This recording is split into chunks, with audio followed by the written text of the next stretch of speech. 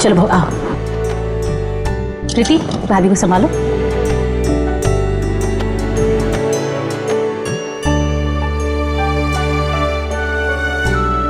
हम आपके बहुत आभारी हैं। बिना रुपया खर्चे किए बिटिया की शादी की है, वो भी इतने ऊंचे कूद में। इसमें आभार की क्या बात है भाई साहब, आपकी बेटी लक्ष्मी का रूप है। हम लक्ष्मी अपने घर में ला रहे हैं, इसमें तो हमारा ही फायदा है। और हम जो कुछ कर रहे हैं अपने फायदे के लिए कर रहे हैं। हमने तो सपने में भी नहीं सोचा था कि इस बेचारी की शादी होगी। बहन जी, आप बिल्कुल चिंता मत कीजिए, अब आपकी बेटी हमारी जिम्मेदारी है। मैं आपकी बेटी को अपनी बेटी से ज्यादा प्यार करूंगी, आप निश्चिंत रहें। अच्छा, आप लोग चाय वाय पी के जाना। प्रीति, भाभी को अंदर लेकर जाओ।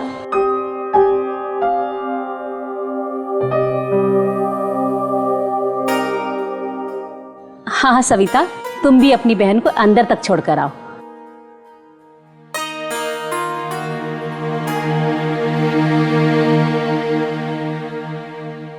भाभी, ये है आपका रूम।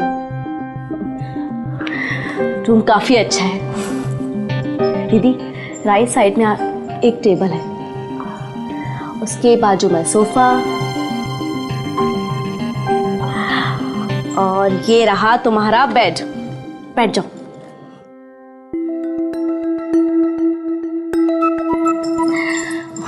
मैं तो बहुत थक गई। मैं भी थक गई हूँ। वैसे दी, रूम को ना बहुत अच्छे से सजाया गया है। इतने सारे फ्लावर्स हैं, red, yellow, green, orange. Wow. दीदी, आप ना बिल्कुल चिंता मत करना। मैं जल्दी से अपनी मेडिकल की पढ़ाई कंप्लीट करके सबसे पहले तुम्हारी आंखों का ऑपरेशन करूंगी। उसके बाद तुम सब कुछ देख पाओगी। प्रॉमिस? पक्का प्रॉमिस। चलो, उससे पहले ना एक सुहागरात वाली बैठ की सेल्फी लेते हैं। Okay, smile.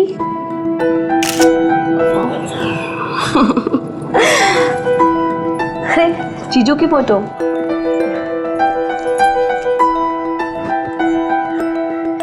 जीजू ना बहुत हैंडसम है।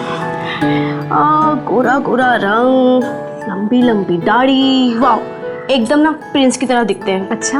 हाँ।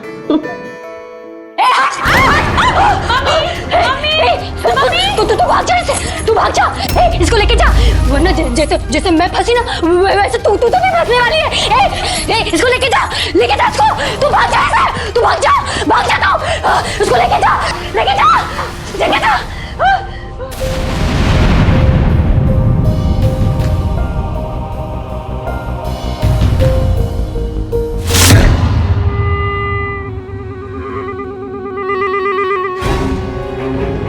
कैसे बाहर आई वो?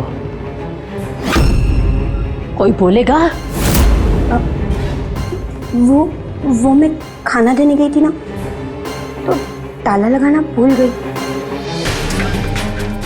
ठीक से काम नहीं कर सकती, काम चोर कहेगी। अब वो अगर फिर घर से बाहर निकली ना, तो तुम सबकी चमड़ी उधेड़ दूंगी। निकलो बाहर यहां से।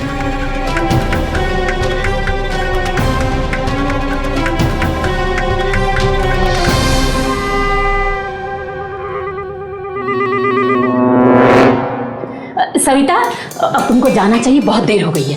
आंटी, वो कौन थी? पागल है, बाहर तुम्हारा मम्मी पापा इंतजार कर रहे हैं बेटा। जी आंटी। दीदी, मैं चलती हूँ, अपना ख्याल रखो।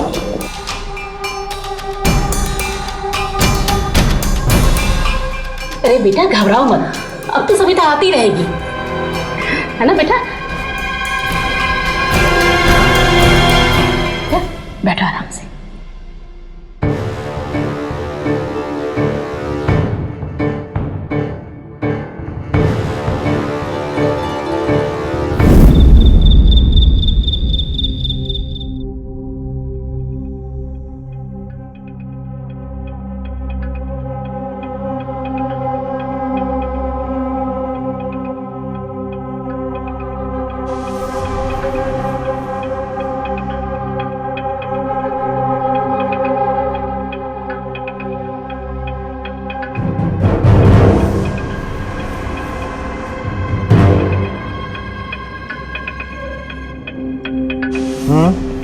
पीछे क्यों गई?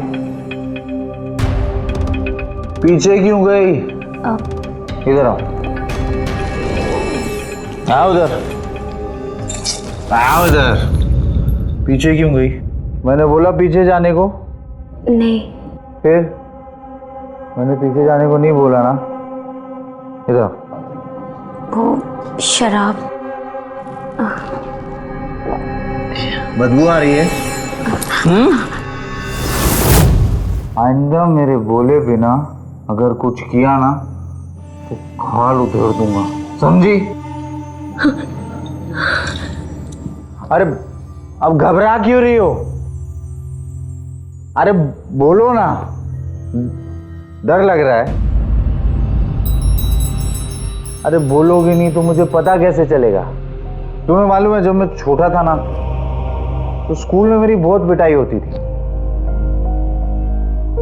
तो माँ ने बोला कि बोलेगा नहीं तो पता कैसे चलेगा। तब से मैंने बोलना शुरू कर दिया, समझी? जब भी डर लगे मुझे बोलना। बोलोगी? जी। तो बोलो ना। अब मैं क्या बोलूं? अरे कुछ भी बोलो, बोलती रहो, बस रुकना मत। बोलो। अब वो मैं बचपन में जब 8 साल की थी तो मेरी आंखों की रोशनी चली गई थी, घर की छत पे से गिर गई थी। 3 दिन अस्पताल में बेहोश रही और फिर जब आँख खुली तो मुझे कुछ दिखाई नहीं दे रहा था, सब धुंधला सा दिखाई दे रहा था। मैं बहुत रोई, पढ़ाई भी छूट गई, हमेशा घर में बंदी रही। मुझे ऐसे लगता था जैसे मेरी सारी जिंदगी अब अंधेरे में ही निकल जाएंगी। मैं बड़ी हो गई, घर वाले सब परेशान हो रहे थे कि मेरा क्या किया जाए, मेरी शादी होगी या नहीं, और तब आप मिल गए।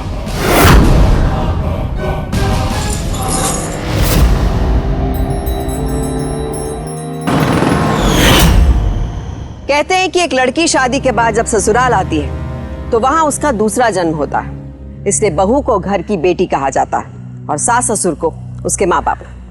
बहू घर की इज्जत होती है और माँ बाप अपनी घर की इज्जत के साथ नहीं खेलते। यकीन नहीं होता कि पिता का दर्जा रखने वाला एक आदमी इतनी नीच सोच रखता है। राजीव ने अपनी बेटी जैसी बहू के साथ इतनी घिनौनी हरकत की, वो भी पूरे परिवार की सहमति से। ऐसी गिरी हुई सोच जिस परिवार में पलती है वहां रिश्ते कलंक बन जाते हैं और घर अपराध का अड्डा। साल 2014 के एनसीआरबी रिपोर्ट्स के मुताबिक शारीरिक शोषण के कुल दर्ज मामलों में 86% केसेस ऐसे थे जिनमें अपराधी पीड़ित को जानने वालों में से कोई था। ऐसे आंकड़े सिर्फ समाज को ही नहीं, इंसानियत को भी शर्मसार करते हैं। रुक्मिणी देख नहीं सकती थी और इसलिए वो राजीव के परिवार की सबसे आसान शिकार बन गई। पर रुक्मिणी के माँ बाप तो देख सकते थे।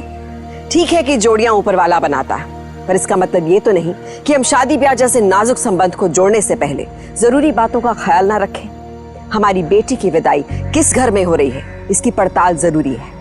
रुक्मिणी के माँ बाप की इसी लापरवाही ने रुक्मिणी की जिंदगी नर्क में धकेल दी।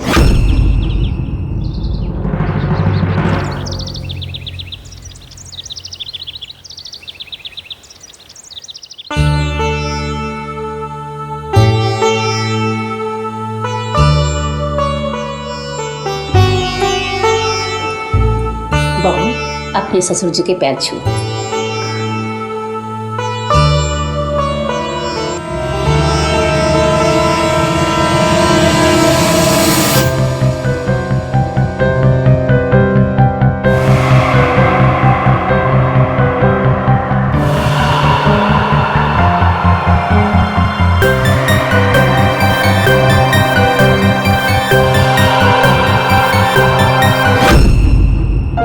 लो जी। अरे बहू, प्रीति भाभी को बैठाओ। हम तो घणे खुश हैं कि हमें लक्ष्मी जैसी बहू मिली है। अब पड़ोस के लोग बोलते हैं कि अंधी है, अब अंधी है तो है, लेकिन साथ में हमारी बहू सुशील, सुंदर और गुणवान भी तो है। अब लता की बहू की तरह थोड़ी जब देखो मास्टरनी बनी फिरती है।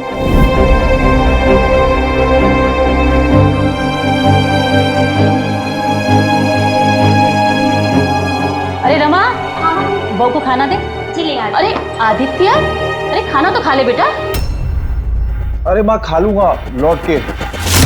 राज के शोरूम जाना है, उसने बुलाया है।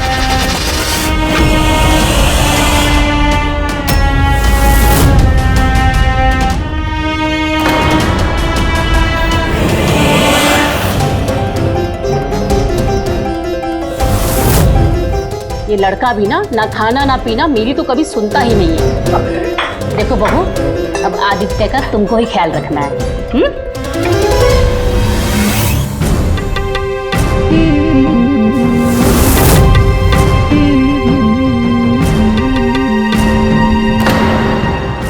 ले भटक जाए इसमें एक बार में। बापू बहुत हो गया। अरे पी ले बेटा पी ले। अरे बापू बहुत हो गई है, बोल रहा हूँ मैं। अरे तेरे बस का कुछ नहीं। ये देख नू पिया कर रहे हैं।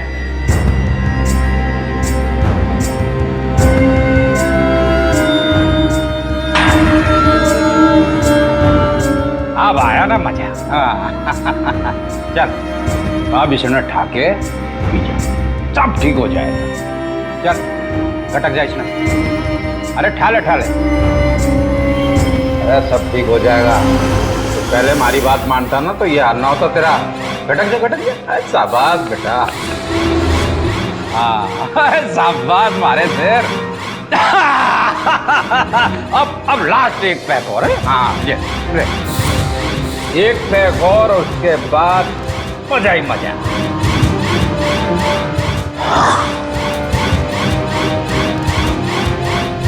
लौंडिया है ये। खुश साले।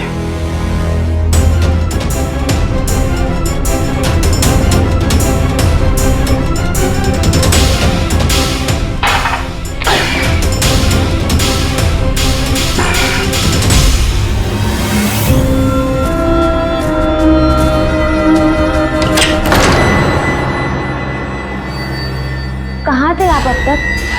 अब आज मुझे बड़ा अजीब सा लग रहा है। अरे आप क्यों पीते हैं इतना? उठिए। अब ठीक तो हो? बैठिए यहाँ। मुझे ना आपको कुछ बताना है। आज डाइनिंग टेबल पर किसी ने मुझे छुआ तो मुझे लगा कि वो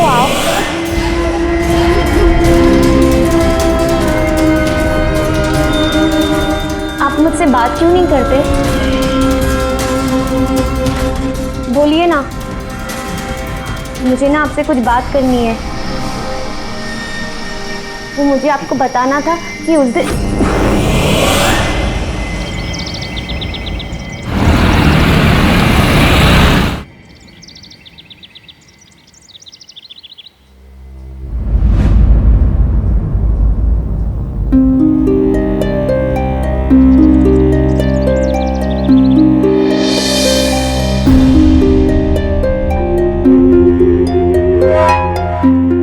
दीदी लाइए ये कपड़े मुझे दे दीजिए।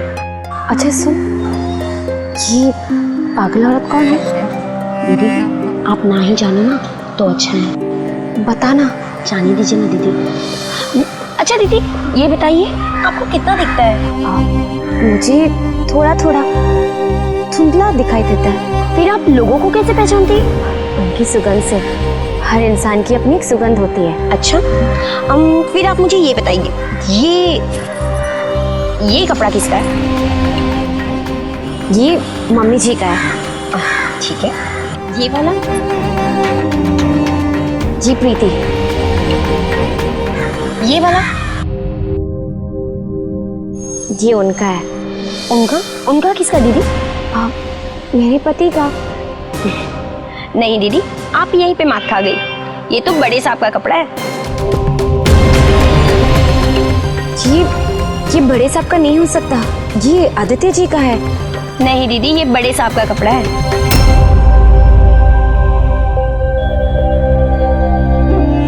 दीदी लाइए कपड़े दीजिए। आ रही हूँ।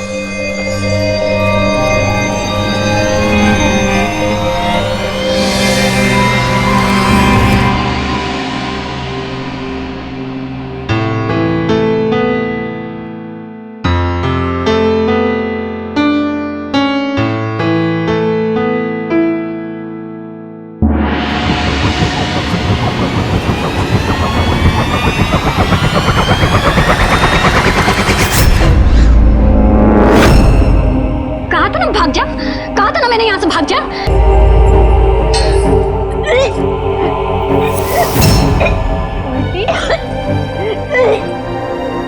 पेट से है। पेट से कैसे हो सकती है? मेरा पति तो नामर्द है।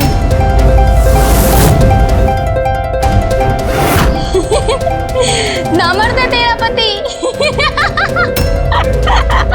नामर्द है तेरा पति। नामर्द है।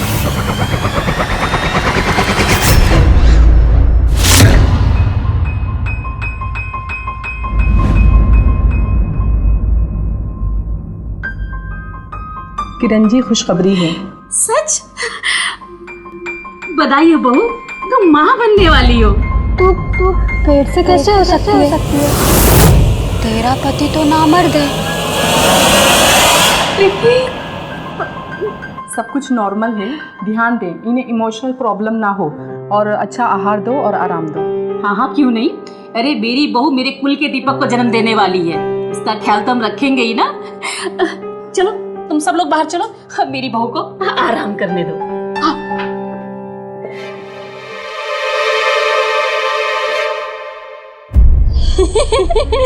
नामर्द है तेरा पति। नामर्द है तेरा पति। नामर्द है तेरा पति।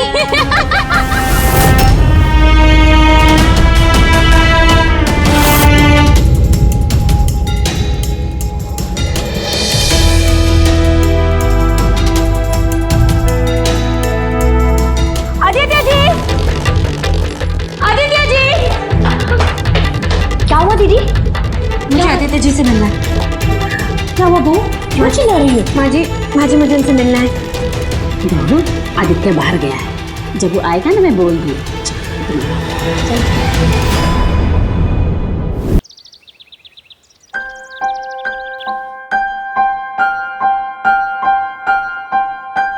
अरे बहू, बोर हो रही थी क्या? आजा बैठ जा। नहीं माँ जी, मुझे अपनी बहन को फोन करना है। क्यों? उससे भी बताना है। क्या बताना है भाभी? अरे बताना होगा ना कि माँ बनने वाली है। पर बेटा अभी रुक जा, शुभ काम जब तक हो ना जाए ना तब तक किसी को बताना नहीं चाहिए। माँ जी, मुझे बस उससे बात करनी है। पर बेटा क्या बात करनी है? दे दे लगा के। भाभी फोन कर ले बेटा बात। ले। अरे बेटा इधर ही कर लेना। हेलो। हेलो सविता, हाँ दीदी। तू क्या कर रही है? कुछ नहीं दीदी, बस एग्जाम्स आने वाले हैं तो स्टडीज कर रही हूँ। आप बताएं। अच्छा सुन, तू ना मुझे मिलने आ जा, मुझे बहुत घबराहट हो रही है। मतलब? अल्लाह बेटा मैं भी बात कर लूं सविता से।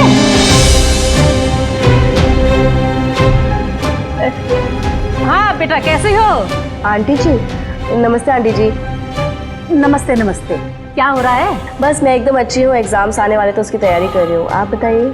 बहुत अच्छा। अच्छा आंटी, दीदी ठीक है ना? अरे वो बहुत अच्छी है, बस ऐसी चिंता करती है, तो तुम्हारी बहुत फिक्र करती है। जैसे ही तुम्हारे एग्जाम हो जाए ना, बस बेटा तुम इधर चले आना। हाँ जी आंटी, पता नहीं दीदी इतना क्यों घबराती है। मैं जल्दी आती हूँ आंटी। हाँ बेटा, खुश रहो खुश रहो। बेटा जाओ अंदर आराम कर लो।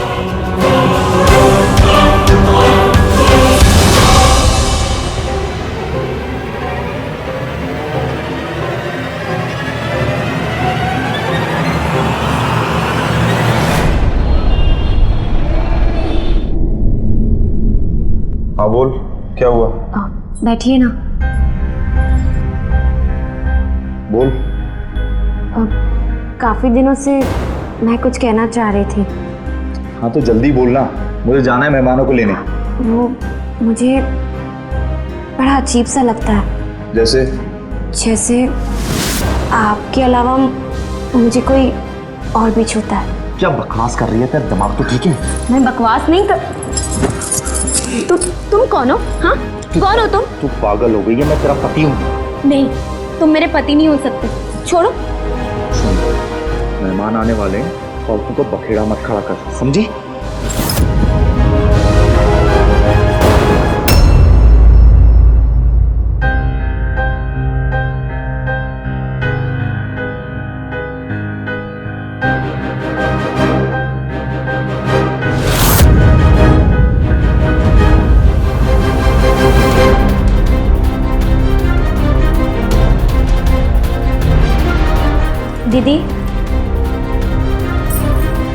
दीदी, दीदी आप हो यहाँ?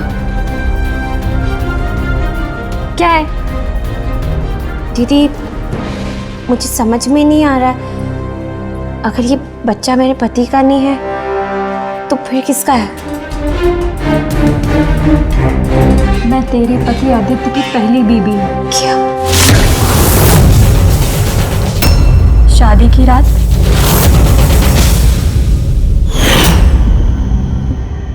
देख, मैं तुझे प्यार बहुत करूंगा, मगर मुझसे ज्यादा। भाऊजी आप? चल तू बाहर जा। आदित्य, आदित्य तुम कहाँ जा रहे हो? आदित्य,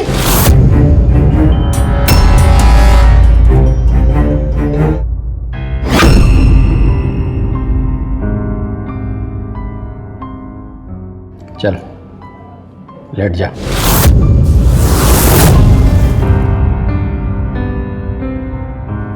लेट जा? मतलब मैं समझाता हूँ। अब से लेके ये लोग हर रात मेरे खाने में नशे की गोली मिलाते हैं। तो फिर ये बच्चा?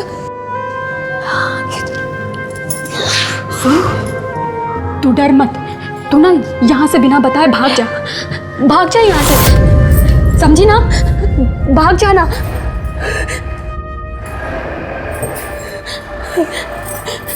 भाग जाना।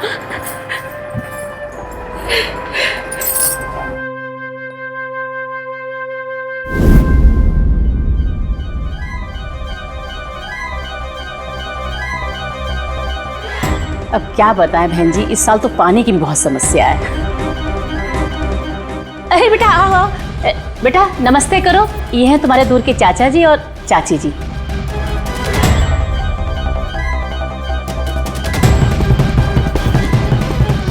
क्या कर रहे हो? कौन है आप? अरे बेटा, ये तुम्हारे ससुर जी हैं। ये मेरे ससुर नहीं है, पति है मेरे। क्या बकवास कर रही है? प्रीति अंदर ले जा इसको। अरे तुम्हारे पति तो यहाँ बैठे हुए हैं इस तरफ।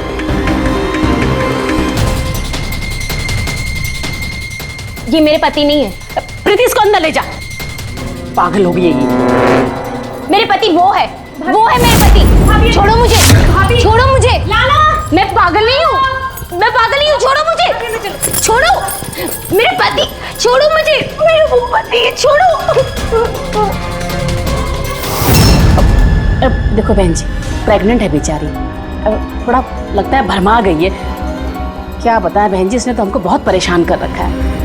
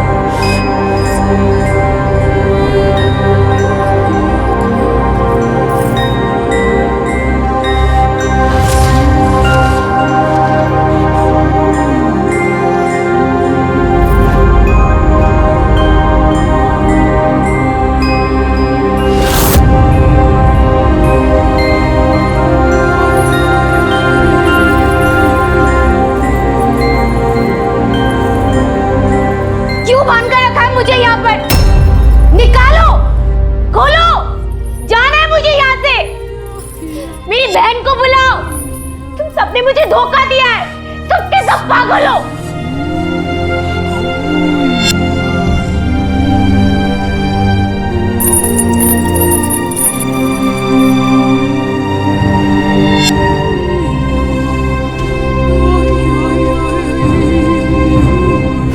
इसे कैसे पता चला? रमा जी कहीं तुमने? कैसी बातें करते हैं ठकुराइन जी?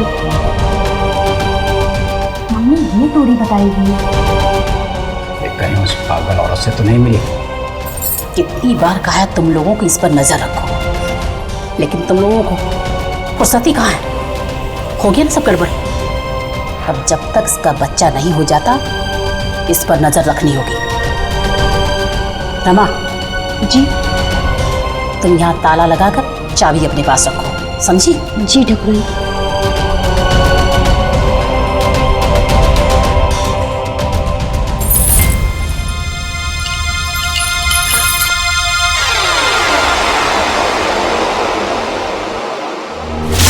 कहते हैं कि देने वाला कभी सब कुछ नहीं देता। जो लोग देख नहीं सकते उनमें महसूस करने की ताकत हमसे ज्यादा होती है। ये ताकत ही उनके लिए आंखों का काम करती है। रुक्मिणी ये तो समझ गई थी कि उसके साथ एक बहुत बड़ा धोखा हुआ था, पर बड़ा सवाल तो ये था कि एक नपुंसक बेटे के लिए अपनी नाक बचाने का पागलपन रुक्मिणी के लिए और कितनी मुसीबत लाता। NCRB यानी नेशनल क्राइम रिकॉर्ड ब्यूरो का ताजा आंकड़ा ये बताता है कि भारत में करीब हर 5 मिनट में घरेलू हिंसा का एक मामला दर्ज होता है। साल 2014 में महिलाओं पर हुए घरेलू हिंसा के 3 लाख से भी ज्यादा मामले दर्ज हुए। जरा महसूस कीजिए कि महिलाओं के लिए ये कड़वा सच कितना डरावना है, और रुक्मिणी तो देख भी नहीं सकती थी। ऐसे में उसके लिए ये सच और भी डरावना था। रुक्मिणी की इज्जत और भावनाओं के साथ खिलवाड़ करने वाले लोग अब उसके वजूद के साथ खेल रहे थे, उसे पागल कहकर। इतनी गिरी हुई सोच रखने वाले एक गुनहगार परिवार की जगह ना तो घर में है और ना ही समाज में। उनकी हैवानियत गुजरते वक्त के साथ मासूम रुक्मिणी के लिए खतरे का एक नया जाल बन गई।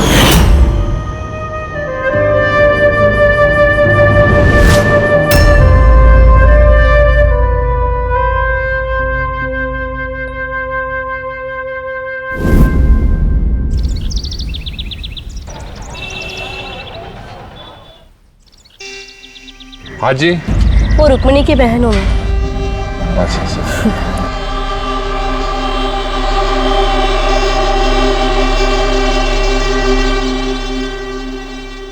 क्या है? अरे तो किलो मिठाई खाओ। अच्छा बाकी सब घर वाले कहाँ हैं? रुको लाती हूँ। बड़ी बदतमीज है। अरे सविता तुम? नमस्ते आंटी। नमस्ते बेटा। मिठाई खाइए, मैं पास हो गई। ये तो बड़ी खुशी की बात है। लो तुम भी मुंह मीठा करो। क्यों? तुम ना मौसी बन गई हो। सच्ची? ये तो बहुत ही खुशी की बात है। दीदी कहाँ है? अंदर है। प्रीति चलो चलो चलो।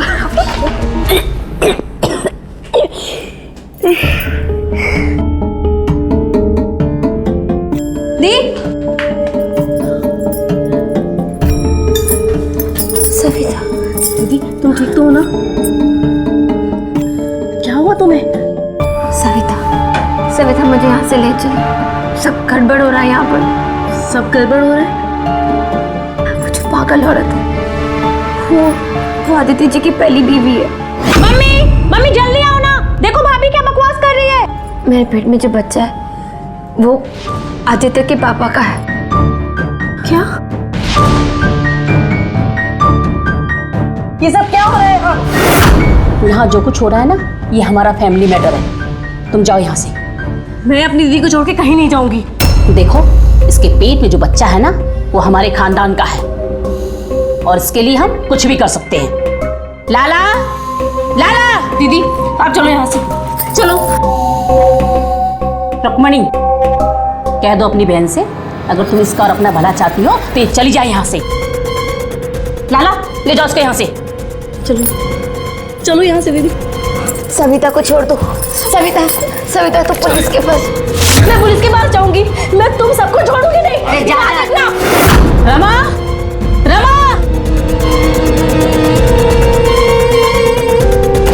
मैं तुम लोग को छोड़ूंगी नहीं, पुलिस के पास जाऊंगी।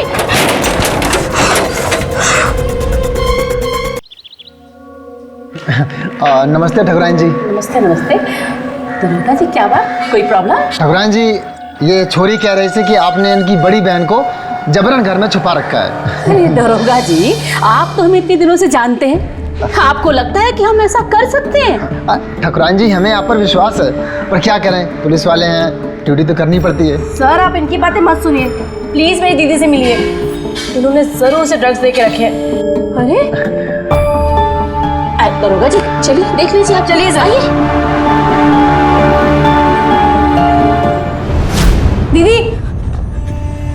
दीदी उठिए, दीदी उठो, देखो मैं पुलिस लेकर आई हूँ, उठिए। अरे क्यों परेशान कर रही है अपनी बहन को, सोने दे उसे। दरोगा जी, मेरी बहू पेट से है और डॉक्टर ने उसको आराम करने के लिए बोला है। और ये मुझे लगता है मेरी बहन को नशे की गोली दी है। सो मेरी बहन के पेट में जो बच्चा है वो इनके पति का है। पागल हो गई है क्या? बकवास कर रही है? मैं बकवास नहीं कर रही हूँ, मैं सच बोल रही हूँ। एक सबूत है, वो पागल औरत। कौन पागल औरत? आदित्य की पहली बीवी, जिसको इन्होंने कहीं कैद करके रखा है। पर वो तो पिछले साल गायब हो गई थी। हाँ दरोगा नहीं जी। सर, ऐसा कुछ नहीं है, मेरा यकीन कीजिए। चलिए उसको ढूंढते हैं। सर चलिए प्लीज, प्लीज सर चलिए, चलिए।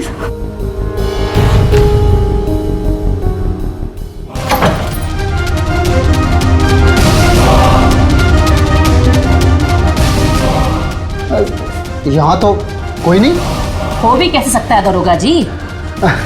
माफ कीजिए ठकुराइन जी, आपको तकलीफ देने के लिए। अगर आप इजाजत दें तो छोरी को अंदर कर दूं। नहीं नहीं, रहने दीजिए, फिर इसमें हमें फर्क क्या रह जाएगा? सर मेरी बात पे यकीन कीजिए, मेरी बहन को उन्होंने जबरदस्ती रखा है और आदित्य की पहली बीवी भी इसी कमरे में बंद थी। अभी कहीं छुपा रखा है उसे। पागल हो गई, बकवास कर रही है। बहुत आगे तेरा ड्रामा। पर सर आप चल चल आप इसको यहाँ से चल चल अंदर। चल चल बकवास कर रही है। आप शांत रहिए।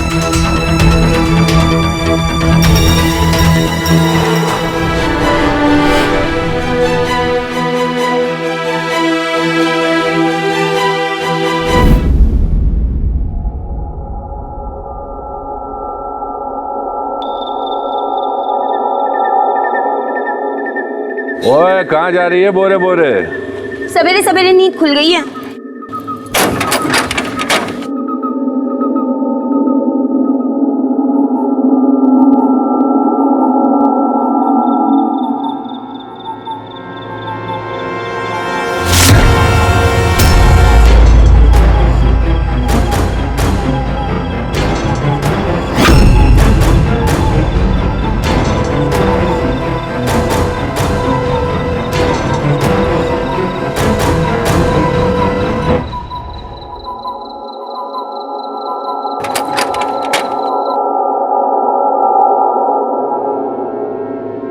ओए बड़ी जल्दी आ गई आज।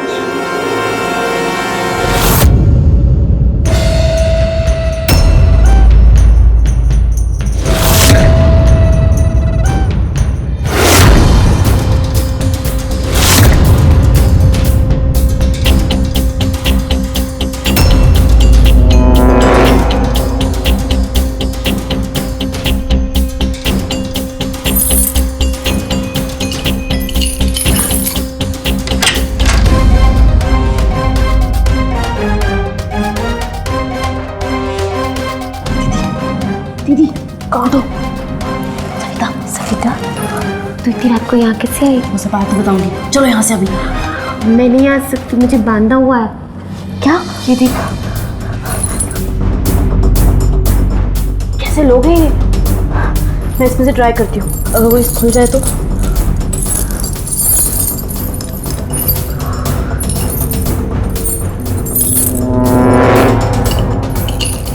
खुल गया।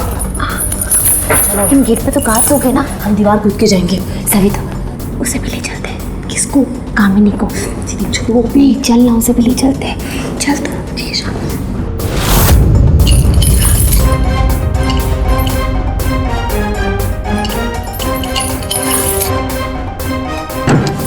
दीदी, दीदी, दीदी, दीदी, दीदी उठिए। ये मेरी बहन है, हमें लेने आई है। अब ठीक है, चलो यहाँ से जल्दी जल्दी चलो।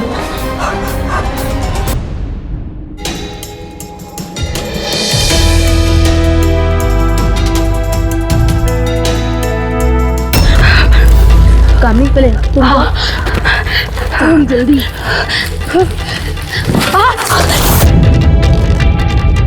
ये भोला, उठ देख वहां पे कोई है, उठ चल। कौन है? पकड़।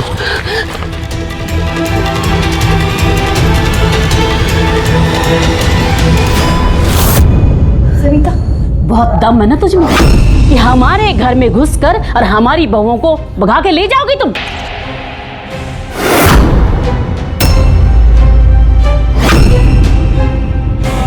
बड़ी हिम्मत दिखाई है ना तूने। अब तुझे इनाम तो मिलना ही चाहिए। भोला, कैरोसिन लेकर आओ।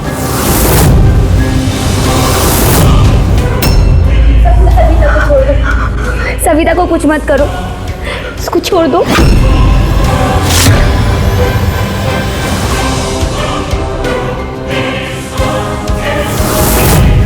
अब पता चलेगा तुझे कि दूसरे के मामले में टांग अड़ाने से क्या होता है।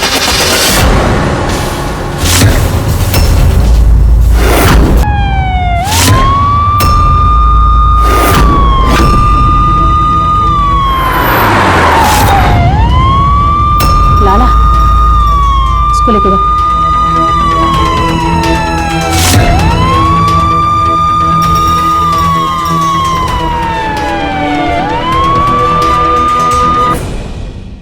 क्या हो रहा है यहाँ पर? मैडम, गिरफ्तार कर लीजिए इसे। ये लड़की चोरी से घुस आई है हमारे घर में चोरी करने के लिए।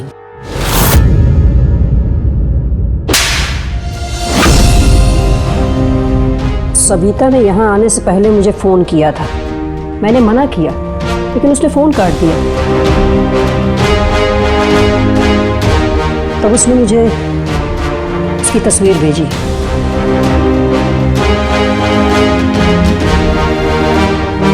तुमने तो कहा था कि तुम्हारी बहू 1 साल पहले भाग गई है।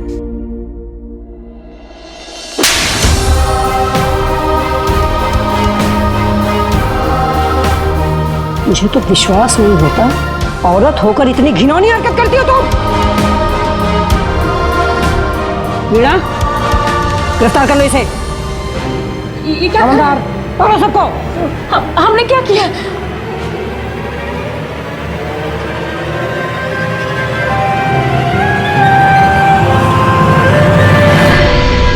वंडर सविता, सब कुछ तुम्हारी वजह से संभव हुआ है। थैंक यू तो मुझे आपका बोलना चाहिए। आपने मुझ पर भरोसा किया। Thank you. ठीक है।